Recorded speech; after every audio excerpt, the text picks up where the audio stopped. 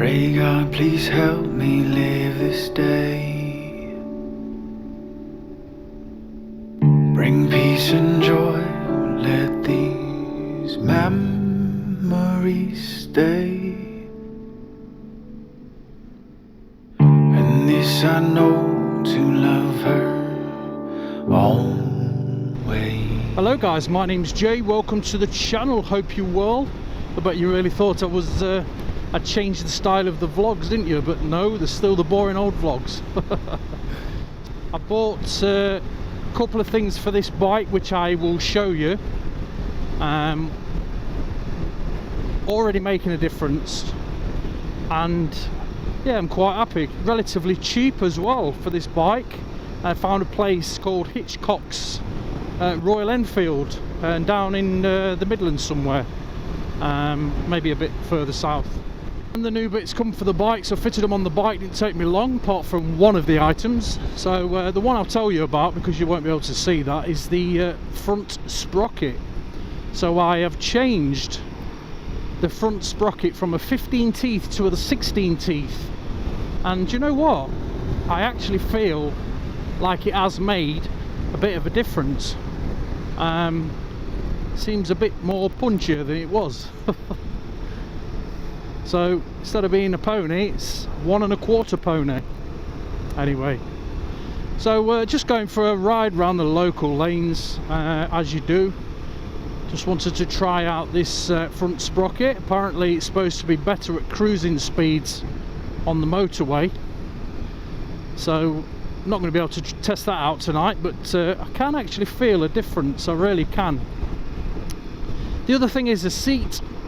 So I've got the bench seat, the rally seat, which is it's quite hard, but you know what, it's quite comfy. I used to have one on the BMW, and it was a rally seat, and it was not as hard as this one, but do you know what, it was actually more comfortable than the softer one. So I bought that, and again, original Himalayan part, Royal Enfield part. Yeah, that is definitely making a difference, that really is.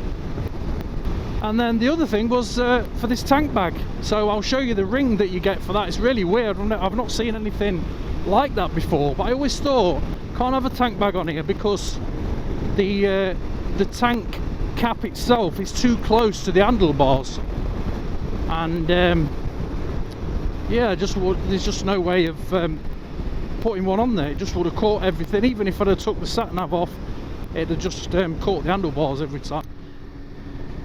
And I was quite excited, actually. I was quite excited. They come pretty quick. I had an absolute pain though getting the it must have took me 2 hours to get the old sprocket off. It really did. It was so hard. I used a cracker bar. I used tried to extend the pole. Oh, there's police down here, that's why they're flashing, I think. It's not even open. It's not even open for business. Sorry to digress. Or is he? I don't know. Don't think he is. So yeah, it took me an absolute age. The seat went on perfectly, the ring went on for the bag perfectly, but the actual sprocket took me about 2 hours to get it off. Trying all different things, just couldn't keep the wheel still.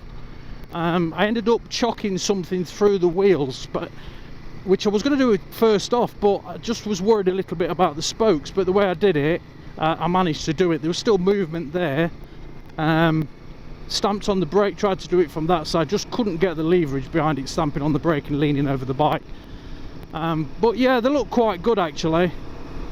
So I had a pretty good day. Next door they're having some work done, some groundworks done, so I put the car on the road, because what they keep doing is the parking where Catherine parks, and when she's gone out to the office and come back home, she's not been able to park.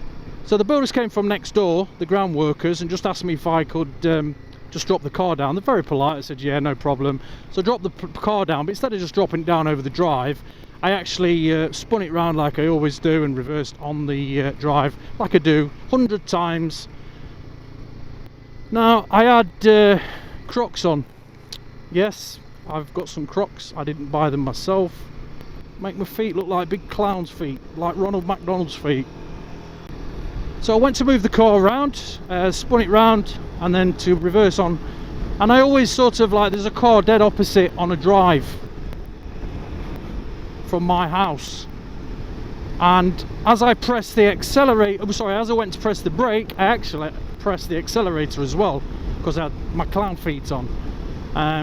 It's the only thing I can think of. I mean, I'm tired as well, so it was literally a 2-minute job to move the car and reverse it on the drive, which I've done hundreds and thousands of times. And it shot forward, so I pressed the brake quickly, and as I pressed the brake, it sort of braked, but then as I took my foot off the brake, it shot forward again and nearly launched her car into a house. Now fortunately there's not a lot of damage. Now I've got the BMW i4, so that's going to be pricey. She's got a 16 plate Fiesta, and I've got the 23 plate i4. And it don't really look bad on mine. It's just took a lot of the paintwork off and stuff, but it's something I could have done with that. I've sorted it all out through the insurance and everything as well anyway, so that's all good. She's all happy. She's very happy that I actually knocked on her door, and I said, look, even if I'd have just like pinged it a little bit, I'd have knocked on your door anyway, you know. Not only because you're my neighbour, but it's the right thing to do. It's like, I hate it. One thing that boils my piss is when people are in car parks and they ding your car and they don't even, you know, they won't stand around, they won't leave a note. Some people do, hats off to them people, but there's a lot of people that don't. And you know, the amount of times you come back to your car, in any car park really, and there's a ding on it, and you know, you've just got to live with it then, aren't you? And I don't like stuff like that, and I wouldn't like it to happen to me. So it only seemed right to knock on her door and tell her. I thought she was going to kick off. I don't really know her. But she was absolutely lovely, so it just goes to show, don't it? Remember to subscribe. Right, let's show you this. I do apologise for the wind. My microphone's not charged up. So there's the Himalayan seat. It's got this lovely sort of pattern as well. Royal Enfield. How much nicer does that make it look? Looks really good, doesn't it? And then you've got this, this is that tank thing I was on about. So you get all this bracket. I had one of those spare, but you get this bit as well. And it just drops your tank bag down. Looks so much better. So the front sprocket was this bit here. 3 bolts just behind there. Not a problem. I had plenty of slack as well in the chain, because if it's a new chain, apparently some people have said that they've had to change the chain as well, because it makes the chain quite tight, because it's a bigger sprocket. But that seat, look at it, got a better view of it there. But yeah, it goes right up here as well, to the top, to the front. The other ones drop down, especially when you've got it on the low setting. But I think this is really good. Solid, that. It's got like a little rubber bung underneath as well, so it don't scratch your tank. Don't know why it's only got the 3 bolts in, but it's not going anywhere. So yeah, it's looking a little bit different. And because I've got the tank bag on there now, which I can carry my cameras and take it off, I've took that back one off that I put on. That was a case of something else anyway. So yeah, there she is.